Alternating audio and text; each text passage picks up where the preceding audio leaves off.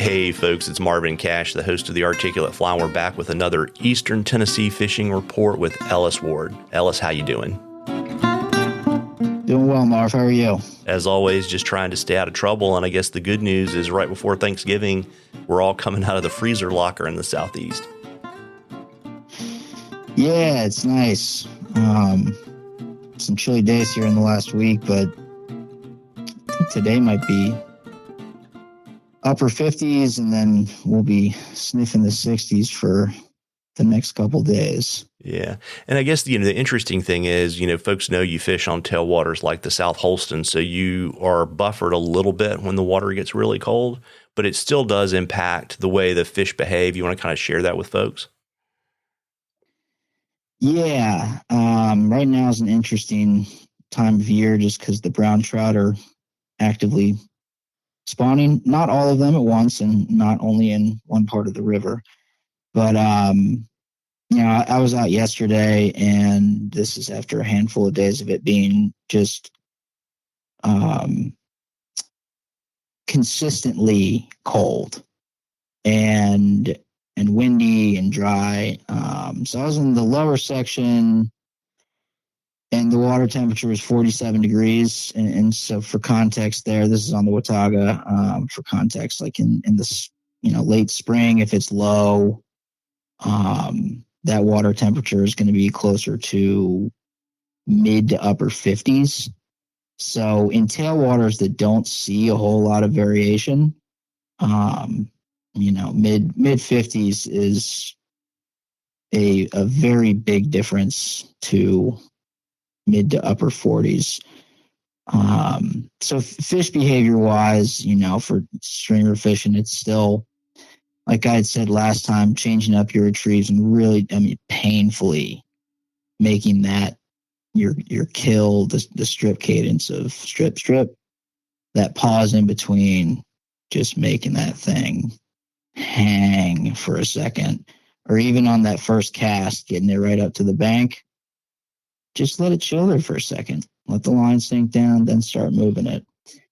And then bugs, that's one of the biggest indicators. It's just there are a lot of bugs and a lot of fish eating bugs on top, and big fish eating bugs. I'm talking all the way down into the lake. So this is not just upper tailwater spawn season fishing type deal.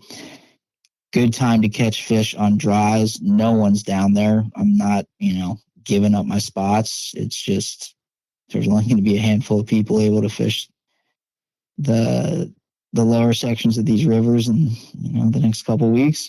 So if you're able to, it's an awesome time to fish streamers for, there's some Lakers coming up. We're not all the way up yet. And then as small as you can get. So, 26s still look a little big.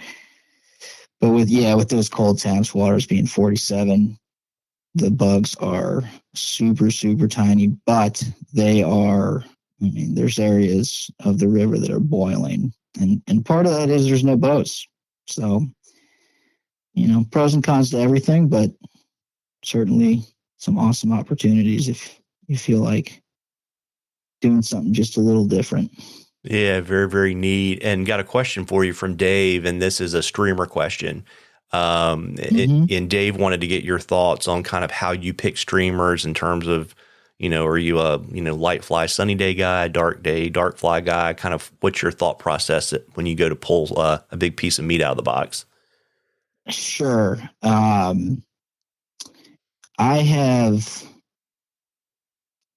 It's hard for me to ignore data from people that have more of it than I do.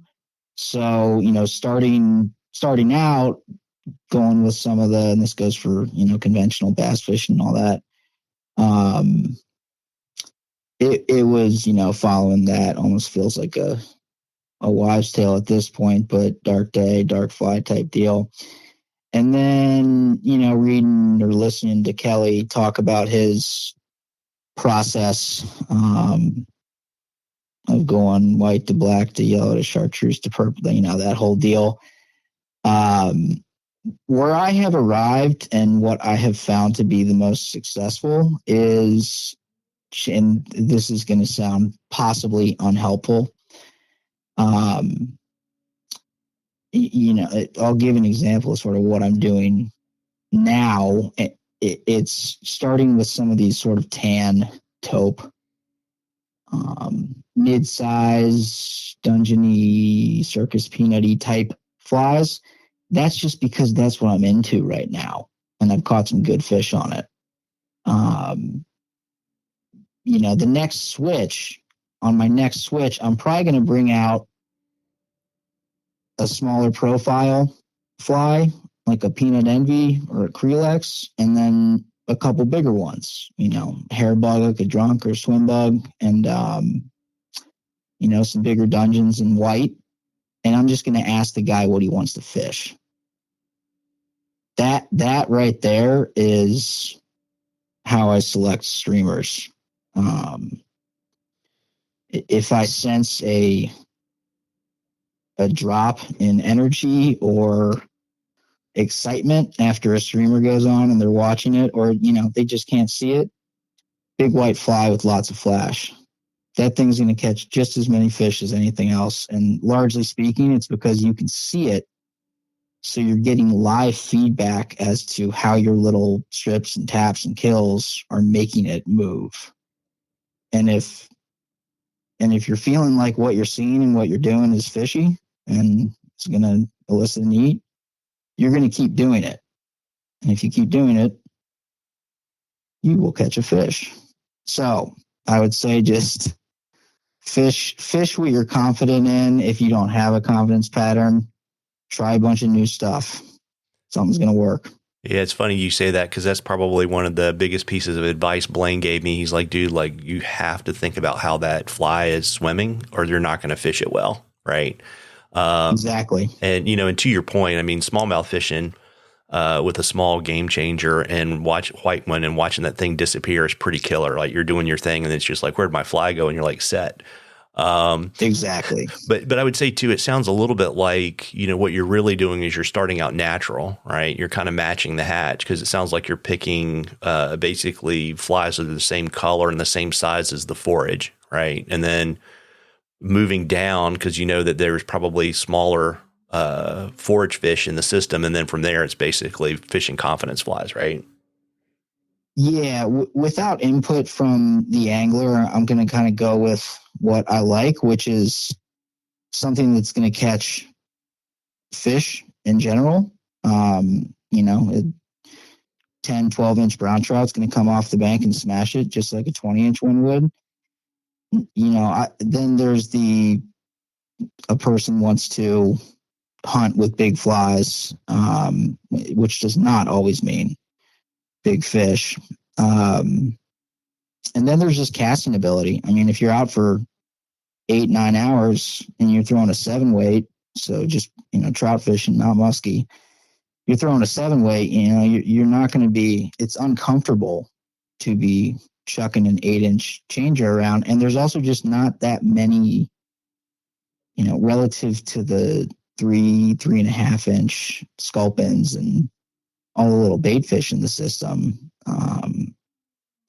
You're playing the odds are not in your favor. Yeah, the eat's going to be awesome, which I fully support if that's your game, but your odds are much higher. There are many more things to be eaten, including crawdads. It's something that's not a lot of people don't think about, but the Peanut Envy, some of these little tan grizzly things with the circus peanut with the rubber legs and giving it those kills and pops. That's an awesome crawfish imitation. And the Watauga in particular, starting sort of mid-river and into the lake, is loaded with big crawfish. So agreeing with you and adding a bunch of words that, starting with stuff is in the river and then working your way down or up based on both what you're feeling and what you're seeing in the water.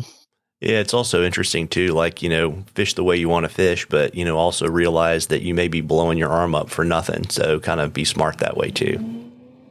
Correct. And sometimes it is just you want to cast big flies that day. That's how you want to fish that day. And if that's the deal, then great. Yeah, absolutely. And, folks, we love questions on the articulate fly. You can DM us on social media. You can email them to us, whatever is most convenient for you. And if we use your question, I will send you some articulate fly swag. And we're going to enter a drawing for 2 days of fishing with Ellis and a night at the Watauga River Lodge. Right, Ellis? Yes, sir. Yeah. And so, as we kind of cruise into the winter part of your season, you want to let folks know where they can find you so they can book you and fish with you? Sure. You can either, check out what I'm doing, mostly what I'm tying at Ellis Ward Flies on Instagram. You can feel free to message me on that. Website is the same, elliswardflies.com. And then, as always, encourage people to just call, text directly, 513-543-0019. Well, there you go. Well, listen, folks, I hope you all have a happy Thanksgiving. Happy Thanksgiving, Ellis. Hey, happy Thanksgiving, Marv. Thank you.